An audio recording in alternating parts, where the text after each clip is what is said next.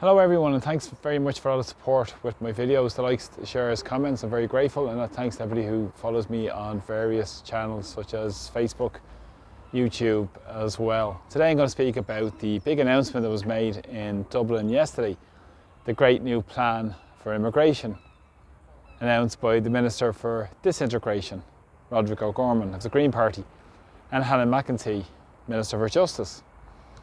They spoke about the plan moving towards this medium to long-term plan of immigration, and this echoes what Simon Harris has been speaking about in the last number of days, to say that he needs to work to a medium and long-term strategy towards dealing with the immigration chaos in Ireland. Now, we know the numbers that have come into Ireland in the last couple of years in terms of the war in Ukraine. Well over 100,000 have come in from Ukraine. They're still coming in despite the reduced offering from the Irish state.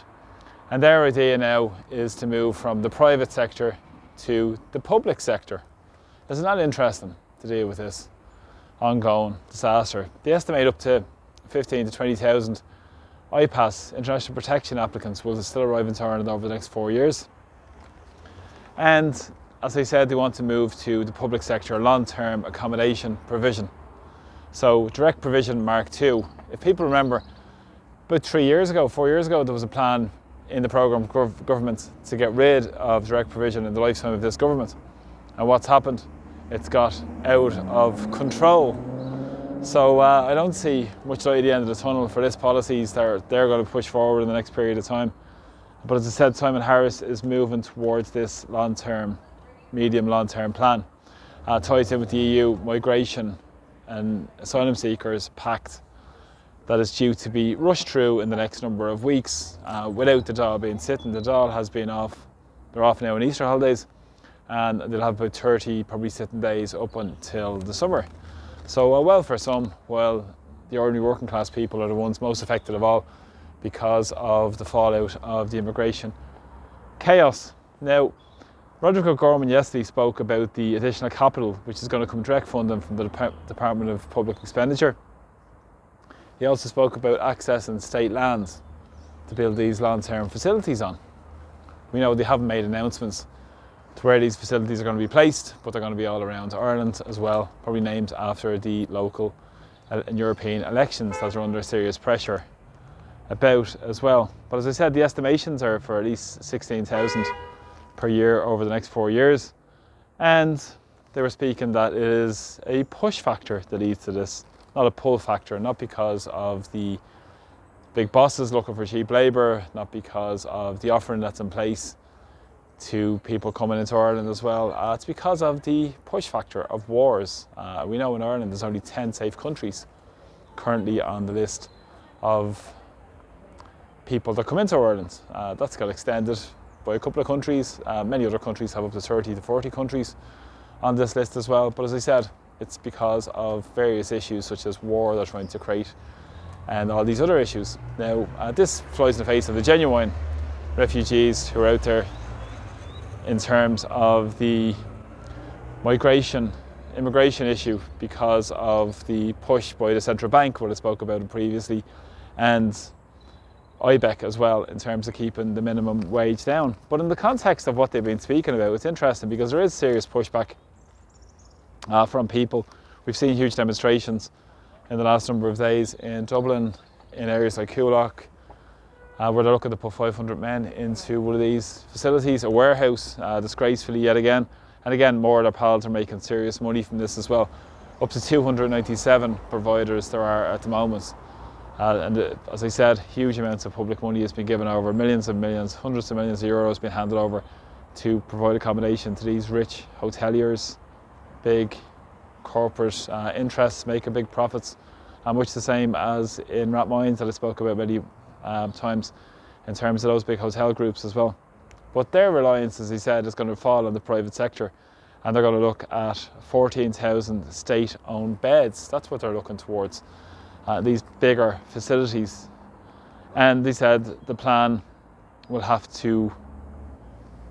involve the the plan will involve the apologies to somebody coming up there during the middle of the video, so apologies for that. Just the plans will include the supports involved to give the extra public services that are vitally needed. But of course we won't be seeing any of that because that's complete a red herring that's been pushed by the government yet again, and trying to quell more and more dissent. But as I said, they're going to look at state land for modular housing. Areas like Thornton Hall is being looked at, which was much used as a prison before. We've spoken about being used as a prison in North County Dublin. To use that for modular housing. Never used that for our own homeless disaster, with record numbers now in Dublin of homeless figures. Over 10,000 people now are homeless in Dublin, which is absolutely disgraceful. There was never a push to get modular housing to deal with our housing and homelessness disaster in Ireland, but yeah, plenty of money for the immigration industry. The commercial buildings also as well, they're looking at repurposing some of them. They haven't done that again previously for many years. I've spoken about it many times. So up to 15-16% of commercial vacancy as well. So again, huge money for who's it for again? The 1% yet again, and the super rich corporations that own all this commercial properties up and down Dublin and all around the country as well. And they're also saying they're going to look at turnkey properties, which they're going to compete with Dublin City Council, and they're going to work with the Department of Housing. Now this again will feed into the situation of the lack of supply and the pressures on supply and house prices and accommodation prices and rent prices because of the extra influx of immigration. But again, this is going to be nothing to the Irish government because they're going to bow down to Europe yet again, and they're going to speak about design and build centre, new long-term accommodation centres all around the country, and they're going to upgrade the current direct provision system and the current IPAS centres. So money is no object, and as I've said, it is just a rehash of the old direct provision system as well. Nothing new to see here, but more money again for their rich friends. And of course this will take time. This won't happen overnight, according to the party political elites. They've also spoken about that there's going to be a border procedure in place with this new migration pact, which is, there is an opt-out clause with the Amsterdam Treaty in Ireland, but of course the Irish government, who have sold out our sovereignty time and time again to the European Union, to the bureaucrats in Brussels, and it's just shameful yet again that the Irish government and the Irish political class and the establishment aren't interested in standing up for the needs of ordinary people, or the wishes or demands, and that is incumbent in the Irish Constitution under Article 6, which state that we have the right to decide policy as a final arbiter. Policy decides by the people, and in the context of this as well, there is a lot that we put to the referendum in terms of these issues, which should be put to a referendum because the vast majority of people know the game is up for this Irish political establishment. We've seen that through the most recent referendum. We've also seen it backtracking on a couple of speeches, the hate speech bill by Sinn Féin, but caveat emptor, buyer beware. They will change their spots for a couple of months up to the elections, and then they'll go full square back in behind the globalist European Union agenda in Ireland. So this is who the Irish political class represent, the status quo. Nothing will change with these sellouts in power. So thanks for joining me in the video tonight. I'll just show you down here, down towards, you might see in the distance, you might see Christ Church, where Strombo was interred, who came here in the 12th century. That led to the 800 years of English rule, Anglo-Norman rule in Ireland. It's a beautiful, beautiful, stunning building. We'll take it a little bit closer. Have a look.